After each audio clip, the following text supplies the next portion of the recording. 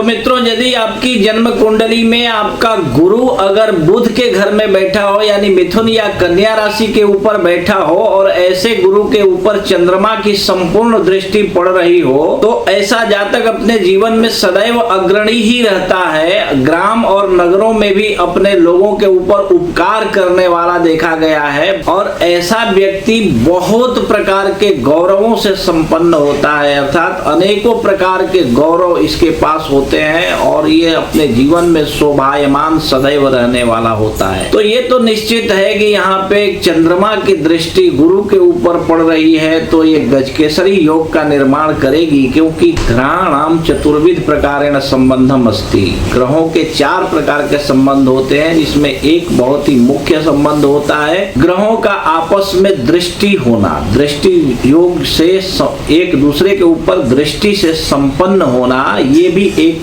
बहुत प्रभावी योग माना जाता है। तो अगर चंद्रमा गुरु के साथ बैठा हो तो जो योग बनते हैं वही इन दोनों की आपस में दृष्टि मिल रही हो तो वो बनता है, तो वही योग बनता है। इसलिए सिद्धांततः यहाँ पे गजकेसरी योग का निर्माण हो जाता है, और गजकेसरी योग के अनुसार ही इस जातक को अपने जीवन में संपूर्ण फल की प्राप्ति होती है। ठीक है, तो इसी प्रकार आप भी अपनी कुंडली देखिए और समझ लीजिए। अगर समझ में ना आवे तो किसी कुशल श्रेष्ठ विद्वान ज्योतिषी को अपनी कुंडली दिखाइए, और यदि कोई न मिले आपके आजू बाजू में तो आप हमें संपर्क कीजिए। हम आपकी कुंडली देखकर एक एक बात विस्तार पूर्वक समझा करके बतला देंगे। ठीक है।